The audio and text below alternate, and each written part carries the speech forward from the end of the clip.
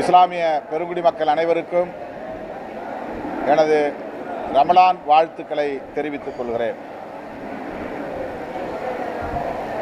மாண்புமிகு முதலமைச்சர் அவர்களின் தலைமையில் நாளை அனைத்து கட்சி கூட்டம் நடைபெறுகிறது. நாடாளுமன்ற தொகுதிகளுக்கான மறுவரையறை நடைபெறவுள்ள காலச்சூழலில் இந்த கூட்டம் வரலாற்று முக்கியத்துவம் வாய்ந்ததாக உள்ளது. வெல்லும் ஜனநாயக மாநாட்டில் கடந்த ஓராண்டுக்கு முன்பு விடுதலை சிறுத்தைகள் கட்சியின் சார்பில் நாடாளுமன்ற தொகுதி மறுவரையறை தொடர்பாக தீர்மானம் நிறைவேற்றினோம். விடுதலை சிறுத்தைகளின் நிலைப்பாடும் மாண்புமிகு முதல்வர் அவர்கள் முன்னெடுத்துள்ள முயற்சியும் ஒரே நேர்கோட்டில் அமைந்துள்ளது. எனவே இந்த அனைத்து கட்சி கூட்டத்தில் விடுதலை சிறுத்தைகள் கட்சி பங்கேற்று எமது கருத்துக்களை பதிவு செய்ய இருக்கிறோம்.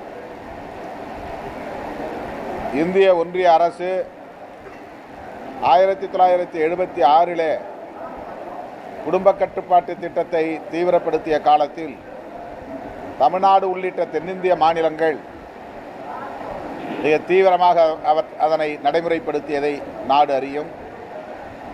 அதனால் இன்றைய சூழலில் மக்கள் தொகை பெருக்கத்தின் சதவிகிதம் என்பது ஒப்பீட்டளவில் தமிழ்நாடு உள்ளிட்ட தென்னிந்திய மாநிலங்கள் பின்தங்கியுள்ள நிலை ஏற்பட்டிருக்கிறது.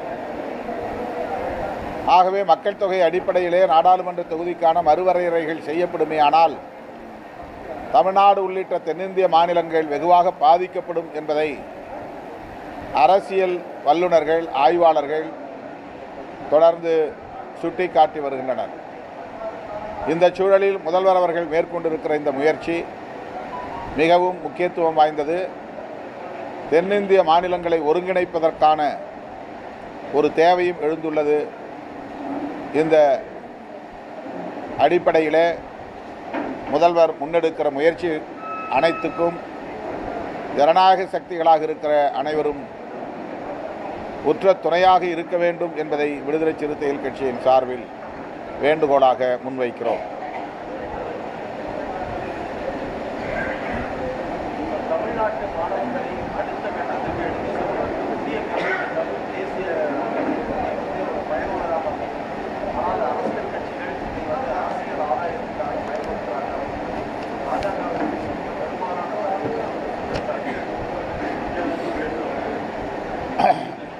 தேசிய கல்விக் கொள்கை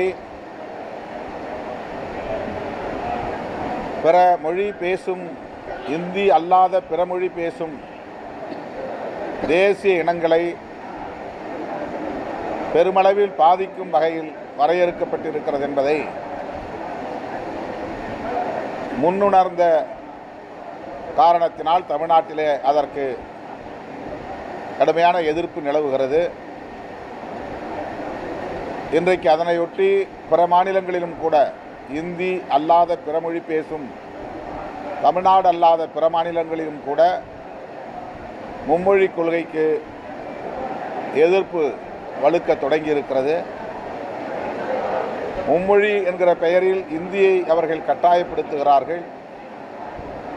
ஒரே தேசம் ஒரே மொழி என்கிற நிலையை உருவாக்குவதுதான் அவர்களின் செயல் திட்டம். அது RSSஇன் செயல் திட்டம் என்பதை அவர்களே பலமுறை சுட்டிக்காட்டியிருக்கிறார்கள். இருமொழி கொள்கைதான் இந்தியாவின் பாதுகாப்புக்கு நல்லது. இருமொழி கொள்கையை நடைமுறைப்படுத்துவதன் மூலமே தேசிய ஒருமைப்பாட்டை வலுப்படுத்த முடியும், பாதுகாக்க முடியும். இதனை இந்தி பேசக்கூடியவர்கள், இந்தியை தாய்மொழியாக கொண்டவர்கள் புரிந்து கொண்டு அதன் அடிப்படையில் இயங்க வேண்டும், செயல்பட வேண்டும் என்று வலியுறுத்துகிறோம்.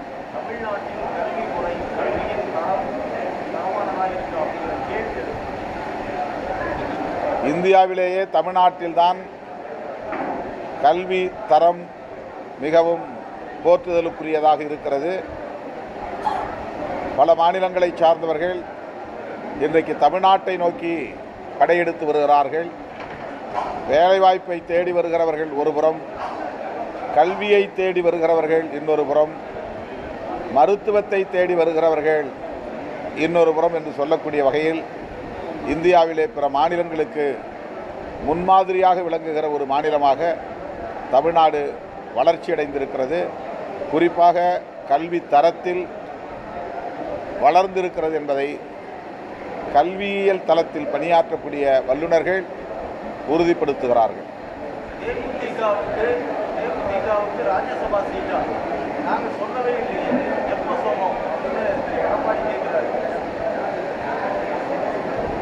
இது அதிமுகவுக்கும் அதிமுக கூட்டணியில் இடம்பெற்றுள்ள கட்சிகளுக்கும் இடையிலான பிரச்சனை. அது உள் அணி பிரச்சனை, உள் கட்சி பிரச்சனை என்பதை போல கூட்டணியில் நிலவுகிற உள் அணி பிரச்சனை. அது எடப்பாடி அவர்களுக்கும் அதில் இடம்பெற்றுள்ள பிற கட்சி தலைவர்களும் சேர்ந்து தீர்வு காண வேண்டிய பிரச்சனை. இதிலே நான் கருத்து சொல்வதற்கு எதுவும் இல்லை.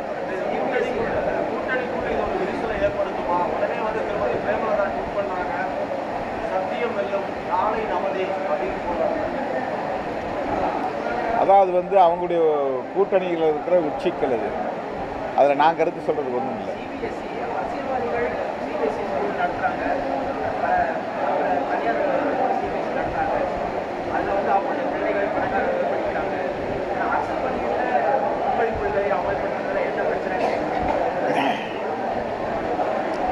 சிபிஎஸ்இ ஸ்கூல் அந்த பள்ளிகள் மத்திய அரசு நடத்துகிற அல்லது மத்திய அரசின் ஒப்புதலோடு நடத்தப்படுகிற கல்வி நிறுவனங்களாகும். மாநில அரசு நடத்தக்கூடிய கல்வி நிறுவனங்களில் பள்ளிகளில் இந்தி சொல்லித்தரப்பட்டால் அதை விமர்சிக்கலாம். இவர்கள் மிகவும் போற்றுகிற இந்திய ஒன்றிய அரசு நடத்துகிற கேந்திரிய வித்யாலயா, அவர்களின் பாடத்திட்டத்தை நடத்துகிற தனியார் பள்ளிகளில்தான் இந்தி மூன்றாவது மொழி என்கிற பெயரில் சொல்லித்தரப்படுகிறது. இந்தியை திணிப்பது மாநில அரசா ஒன்றிய அரசா என்பதை இதிலிருந்து அவர்கள்தான் புரிந்து கொள்ள வேண்டும், மக்களுக்கு எடுத்துச் சொல்ல வேண்டும். அந்த பள்ளிகளை நடத்தக்கூடியவர்கள், அந்த நிர்வாகத்தை சார்ந்தவர்கள் இந்தியை சொல்லித்தரக்கூடாது என்றால் பாஜகவை சார்ந்தவர்களே அந்த பள்ளிகளை மூடச் சொல்லலாம், அல்லது அந்த பள்ளிகளில் இந்தியை கற்றுத்தர கூடாது என்று சொல்லலாம். அதை விட்டுவிட்டு திமுக அரசை அல்லது மாநில அரசை விமர்சிப்பது பொருத்தமாக இல்லை. மாநில அரசின் கல்விக் கொள்கையில் இந்திக்கு இடமுண்டா என்பதுதான் கேள்வியே தவிர, மத்திய அரசின் கல்வி திட்டத்தில் இருக்கிற இந்தியை எல்லோரும் விமர்சிக்கிறோம், வேண்டாம் என்கிறோம். ஆனால் வெவ்வேறு வடிவங்களில், வெவ்வேறு வழிகளில், வெவ்வேறு காலகட்டங்களில் திரும்ப திரும்ப இங்கே கொண்டு வந்து திணிப்பது இந்திய ஒன்றிய அரசு தான். தவிர்க்க முடியாத நகர்ப்புறங்களில் இந்த பள்ளிகளை தனியார் நிறுவனங்கள் நடத்துகின்றன. ஆகவே இது நடத்தக்கூடிய நிறுவனத்தை சார்ந்த உரிமையாளர்களின் பிரச்சனை அல்ல, இந்திய ஒன்றிய அரசின் பிரச்சனை. அண்ணாமலை போன்றவர்களுக்கு தமிழ்நாட்டு மக்களின் மீது அக்கறை இருக்குமேயானால் சிபிஎஸ்இ பள்ளிகளை மூடச் சொல்லி அவர் போராட்டம் நடத்தட்டும்.